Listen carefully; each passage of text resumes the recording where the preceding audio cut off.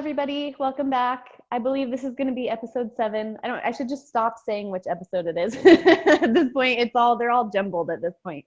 I'm so excited to be here today. So we have Scott Paton here. He's been a part of our network for a little while. Hi, Scott.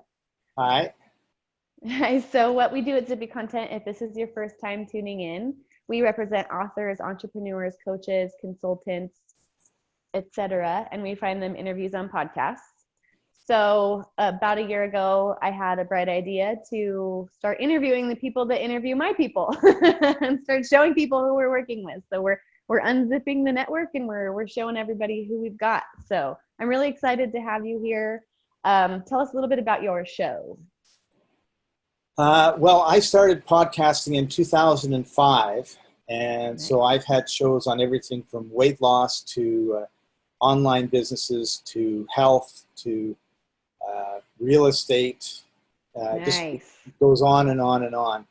They're not Yeah. all active now, obviously, but I have about 5 that I'm involved in at this point. Nice. So you were pretty much on the ground floor, huh? I mean, right when it was just taking off. Yeah. How exciting. That's awesome. So what show, tell us about your show now that you're doing. Well, I have one that I've been doing for over 10 years, and it's called Internet Marketing Unleashed. And I basically interview people about search engine optimization, building websites, Facebook, YouTube, whatever's going on online that people need to know about in order to improve their business. I also do 3 that are in the real estate investing field. So 3 different real estate investor trainers have approached me over the last few months. Well, one did, and then their friends said, "Oh, that's what he's doing. I want to do it too."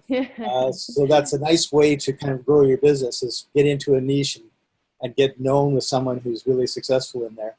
And then another one I've been doing for 10 years is on health with the Life Enthusiast. It's the Life Enthusiast podcast. And it's with a health coach that's been around for a long time. Nice. I didn't know you had so many going on. That's awesome. I knew for sure about the Internet Marketing Unleashed. I'm pretty sure that's where we've sent you most That's of our the one you keep clients. sending me guests for, and I really appreciate that. It makes it easy for me because my own podcast is the hardest one because I do everything for everybody else before I will work on my own. So when you say, "Oh, I have a guest," then it's like, "Oh, great, time to do another episode." Oh, that's awesome. That makes me happy. That's great. Okay, so what made you decide to get into the podcasting industry? Like, what made you go, "Oh, that's a good idea"? Especially back in 2005, people were probably like, "What? What's a podcast?"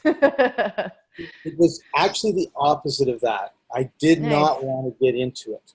And what had happened was I managed a group of coaches. We had 25 internet marketing coaches in Vancouver, where I am, who were coaching people on how to take their businesses online. And I had heard about this weird new thing that if you did it, you would be like #1 in Google and Yahoo almost immediately. So this is 2004.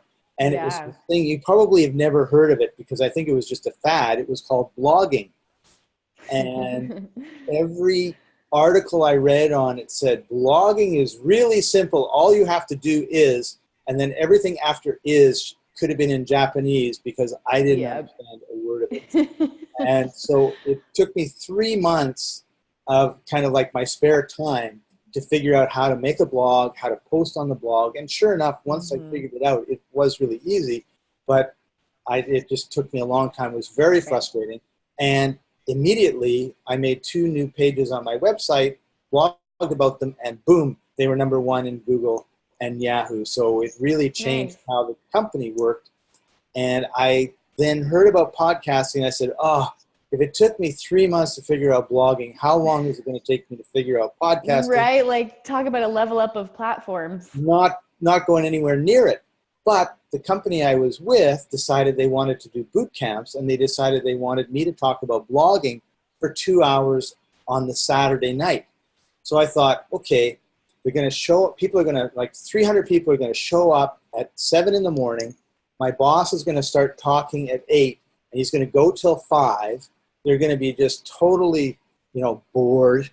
Yeah. Yeah. And then they're going to leave, have this big meal, and they're going to come back at 8, and I'm going to put them all to sleep with 2 hours on blogging. That's what was going through my head. Right. So I could be interesting for 1 hour on blogging. So what could I make the other hour about? Well, podcasting, of course. And so I always remember, it's just like, oh. And then because blogging and podcasting are cousins, in 20 minutes, I had made an audio, uploaded the audio, made my podcast, and downloaded it onto my iPod. So so from 3 months of figuring something out to 20 minutes I was so happy. So incredible. I went to Sydney, Australia, and London, England, and New York, and LA, and taught people about how to podcast. That is awesome. That is awesome. Well, I'm really glad, especially glad to have you on the show. Thank you. That is awesome. Awesome. So tell us a little bit about before podcasting, before you decided to get in. What were you doing then? Well, I grew up as a grocery store manager. So I was running grocery stores in Canada for 20 years. Yeah. I sometimes just can't believe it was that long. Nice. And in the mid-1990s, the company was computerizing. So I thought, well, this is an old-fashioned, slow-moving turtle-type company, and if they're computerizing, I better get a computer and figure out how this thing works. Yeah. So that's what I did, and my sons were 3 and 0 years old. And so, I guess he was closer to 5. So I'd have him on my lap, and we'd be playing Neptune, which was an underwater math game. Oh, and cool. he'd be figuring out how to count to 10, and I'd be figuring out what button caused something to move on my screen. So we kind of learned it together. And then a couple of years later, one of my good friends had a heart attack, and I started looking at people in my position who were 10 years older than me, and I noticed they were all obese, having nervous breakdowns, or ready to have a heart attack. And I thought, I'm no smarter than these guys are. That's my fate. That's what I want. And so I left and started teaching people how to use the computer, which led to, you taught me how to use Word, Scott. Can you teach me how to make a website? And I didn't know, so I learned. And then I don't know, how do you get traffic? I didn't know, so I learned. And it just sort of grew that way until now here I am doing the podcasting. That's awesome. So tell us a little bit about what's happened because of the podcast. Like I'm sure you've got buckets of things that have happened because of your podcast over the years. So just give us some of your favorite things. Return on ROI, relationships, seeded growth in your business, whatever. Well, I think for me, the number one thing from the podcast was the relationship building. Nobody, I don't know, maybe 1 out of 1,000 people has said, no, I don't want to be on your podcast. Regardless, all topic areas that I was in. Yeah. So I find that everybody is happy. I think it's because it's easy, right? Like we're used to talking on the phone. So, okay, no problem. I'll just get there and answer some questions. Well, it's just like today, right? It's just like, oh yeah, sure, no problem to do this. Yeah, really quick. Yeah, it's quick, it's easy. You get to share what you're passionate about, and also you build that relationship, right? Because you spend half an hour with one person. You can then, JV, and you think of, if there is the opportunity, then oftentimes I'll talk to them about something else that we can do together. The other thing about it is what people outside of North America and Europe really do not understand, and I think it's really important, is most podcasts are listened to in North America. So if you have a podcast and you're outside, you basically have all these North Americans and Europeans listening to you, which is a great advantage. Yeah. Yeah, definitely it is. I never thought of that. So everyone outside should be podcasting. Yeah. Excuse me for a second. I just have to get a glass of water. Yeah, go ahead.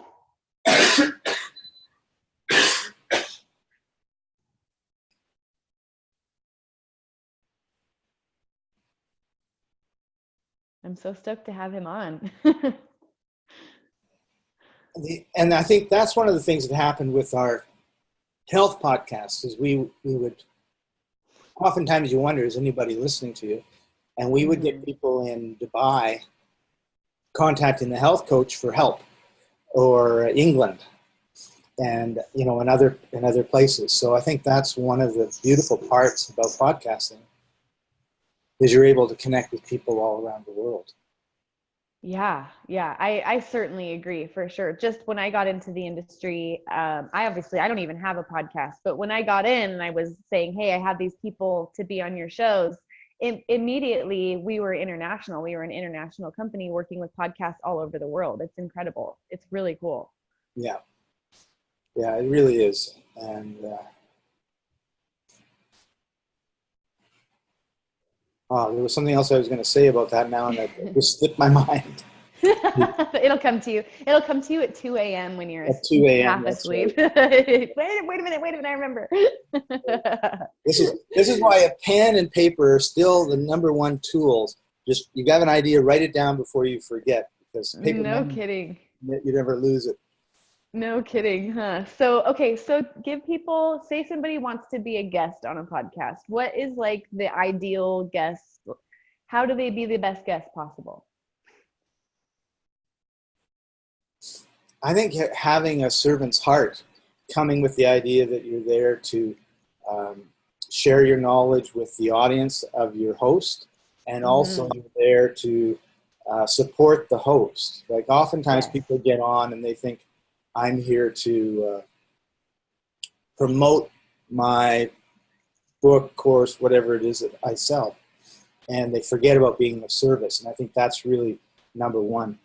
I am so glad you're touching on that. That is so important. I tell every single one of my clients that you guys have to be focusing on just providing value and not just plugging your business, because that is such a turnoff for anybody that is listening. The host included. Like, nobody wants to listen to you just plug. You've got to establish expertise and show people that you are an expert, and then cause them to self-evaluate and realize they need you. Samantha, my operations manager, said that one time, and it stuck with me so hard. Cause them to self-evaluate by just showing them that you're an expert. That's right. You show them, you don't tell them. Yes, exactly. And then they come to you. It's very organic. It happens really easily after that. That's right. A lot of times people are scared to share their knowledge. And generally speaking, obviously this is generally speaking, there are exceptions, and there are people that can listen to you and then take everything and apply it. But most people can't. And it's not because they're dumb or they're lazy or anything else. It's because we have too much going on in our lives to be able to sit down and focus long enough to figure out what it is Mr. X or Miss X did or taught, right? So generally speaking, you can give away all of your secrets, and the people, there'll be like 1 out of 1,000 that will take it and run with it. Never hear from them again. And then there'll be, 50% at least that will just say, well, that's really interesting, but oh, squirrel, shiny object. Something shiny. And then there'll be people that'll think, maybe one day, and those are the people that a year or 2 or 3 years from now will contact you and say, by the way, I saw you somewhere, blah, blah, blah. And then I saw you again, and I realized I should, talk to you and get started. And then there's a smaller group, which will be your ideal customer, particularly if you're like a coach or a trainer. Right. And they'll contact you and they'll say, I really want to do a podcast. I have no idea how to do the podcast. Can you help me? Or I have no idea how to lose weight. Can you help me? And generally, the important thing, like you have a really, really important service, Courtney, because people have to get out a lot. People, first of all, the audience has to hear you over and over and over to build the trust. And also you have to be in front of lots of different audiences to be in front of those people that will be your ideal clients. So absolutely. So you don't want to just be on one podcast. You kind of want to have a two-pronged strategy. One is your own podcast, which of course you can promote and talk about on other people's podcasts. Mm-hmm. And then being on lots of other people's podcasts, because the people that are listening, if they're your ideal client, are going to go, yeah, like I really need to get a hold of that person and work with them on whatever it is that they're doing, right? So, right. But I tell a lot of my clients, like, don't worry about telling all your secrets, because most people aren't going to be paying attention. And they're not going to get it. They're not going to understand it.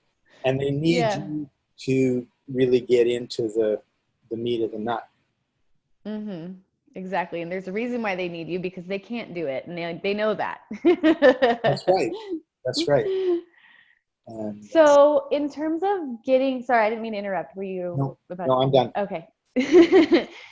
So in terms of getting a return on your podcast, whether you have one, whether you're a guest on one, what do you recommend? Is there anything is there a process or a program or any way that you can really optimize and get a return on your time spent and probably money spent?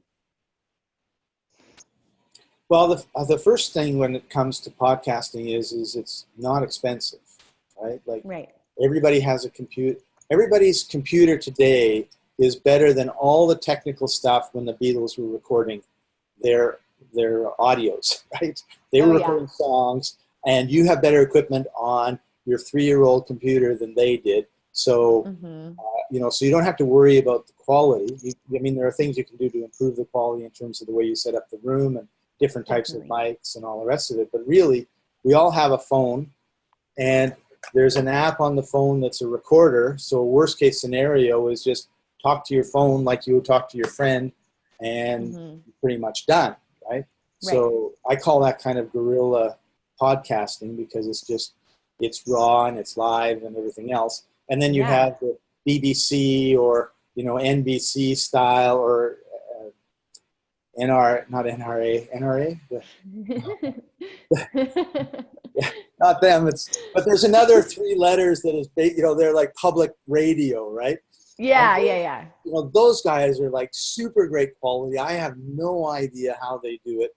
And and they've got huge production teams and everything like that, Right. So you can go from, a $50 mic in your phone to $1 million studio if you want. And I sell to everybody. Basically, I like to listen to sports radio, right? And what I've noticed is if they want to interview a guy and he's coming off a plane in his cell phone, and you can hear the plane and the wind in the background, and you can barely hear him, we're all listening intently because we want to hear what that coach has to say or player has to say. And I thought, if the radio stations aren't that concerned about the quality of the sound, why am I? Yeah, right? I definitely agree with that. And if you've got, so basically, the return on investment is really easy because it's such a low investment. You have everything pretty much already. What happens, though, and this happened to me, and I'm sure it's happened to everybody I know who's been podcasting more than 5 years, is we have a drawer of microphones. We start with one or none, and then we're on a Hangout or Zoom or something, and someone's just got this amazing voice. So it's like, what microphone are you using? Oh, Blue Yeti. Oh, I'll go buy a Blue Yeti. And then 6 months or a year later, it's, oh, what microphone are you using? It's iRig something or other, and you go buy that. So, and then the next thing you know, you open a drawer, like there's 10 microphones in the drawer, and you just go, oh, I've got the bug. But we're talking about, if you want to say addiction, it's like $20 here and $50 here and maybe $120 there. You're not spending thousands of dollars on definitely. So I think the biggest way to come back to the return on investment is you need to be really clear on the purpose of your podcast. The problem podcasts have is people can be listening to you as they're driving. They probably will be listening to you when they're driving to and from work. So they're not, if they're on the computer and it was a blog post and they were really interested in what they read and they want or watched on a video, they would just tap and buy. And so you don't have that. So a lot of times you want to use it for building reputation. Having said that, if you do have, an event that you're doing or a specific purpose, then oftentimes you can use the podcast to do that. I know people who have filled event rooms only from their podcast. Like they didn't advertise it anywhere else. They just told their podcast audience, you know what, I'm going to do an event for 3 days in Vegas. These are the days. Go here to buy a ticket if you want to come. Nice. And we filled the room. So those things happen. I wouldn't advise that being the only way to fill the room. Right. Probably not the smartest way to do that, but still, it's great it worked. That's right. And if you've got a really good following, great. The other thing I think too is we make the mistake of this is the only thing to do. And in my opinion, podcasting is one pillar of a number of pillars holding your business up in terms of marketing or branding.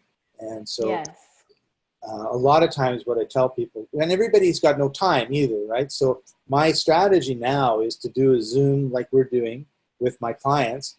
We edit the video. Once the video is edited and there's some music and, anything we don't want is sort of taken out, then we extract that audio and we put it up on a podcast. Then teamy.com is a really good transcription service. It's mostly, I think, machine. I don't think there's any person doing it because it's fast, but it's like 10 cents a minute. So if you do a 50-minute recording, it's $5, right? So that's awesome. Yeah, and then you get a VA, and the VA goes through and takes the ums and ahs out and stuff because it's not perfect, but it's certainly good enough. Yeah. So now you've got video for Vimeo and YouTube and TV if you want. You have the audio for the podcast. You have the transcription for your blog and for your descriptions and that sort of stuff. And you're set, So you spend one time, make the video, and you've got audio and you've got written content all done. So I think that's my workflow now when I'm working with somebody on podcasting. So. That's great. That's like exactly what I was looking for. That's awesome. I always tell when my clients come in, I tell them it's really important that you make sure that you're doing stuff outside of the podcast interviews. You're not just going, only podcast interviews is the only way that I'm doing things. You have to have other things that are going on. You have to communicate with the traffic you're sending your way or it's going to dissipate. It's, you know what I mean? Like there's no way around that. So I love that you touched on that. That's awesome. So where can everybody find you? How can they work with you? How can they get a hold of you if they need to? The easiest way is just to email me. It's scott@patonmail.com, PATONMAIL.com. That's the easiest. I have a bunch of websites, but they're all kind of 3/4 done because I'm working on other people's stuff and more so than my own. I get that. I really get that. The other thing that I do that sort of progressed out of the podcasting is I co-produce video courses. Nice. So I use Udemy, udemy.com to host them. So if you put my name in a search in udemy.com, you'll find me. But I have over 120 courses that I've done over the last 4 years with co-instructors. So I look for experts, make courses with them, and put them up. And the courses themselves, like podcasting, are not, they're part of the branding and lead generation process. They're not, like most people won't be really successful with a podcast if you put ads and you hope that your ads will pay for your life. Style. And same with Udemy. They're like the Walmart. They sell $10 courses and people buy tons of these courses at $10, but that's not a lot of money. But the people that go through the courses and they're done, similar to the people that listen to your podcast, know that you're the expert. You're the person to talk to about whatever their issues are or whatever they want to know, and so they become really, really good clients. And that's been my experience. So a back end is really important, whether it's just podcasting or it's doing courses. So Definitely. And that speaks to a lot of the people in my network that are watching this. That's like, so many of my clients have courses and they're making more courses always, and people. So anyone, you guys hit him up if you need him. Definitely. We worked together for a while. You're great. So Thank highly you. recommend. I have Well, thank you so much. 200,000 students, by the way. I should point that out. Wow, that's impressive. That's seriously impressive. That's awesome. Well, I never man, I'm thought I so would. glad we got to have you. Yeah. Well, I mean, you've been just doing your thing, just trucking along, doing all the right things. I mean, everything that you touched on is like, from what I've noticed out of my clients that are super successful, it's everything that you mentioned. So Oh, thank you. I love it. That's awesome. Thank you so much for being here. I really enjoyed this. I'm glad we got to talk and I got to learn more about you. And this is great. I really appreciate it.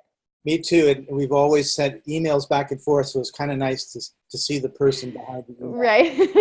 Have a little bit of face to face. Well, we appreciate you so much. Thank you again for just being such a great part of our network and accepting our guests and for today. I really appreciate it. Thanks, Courtney. Bye-bye. All right. Bye.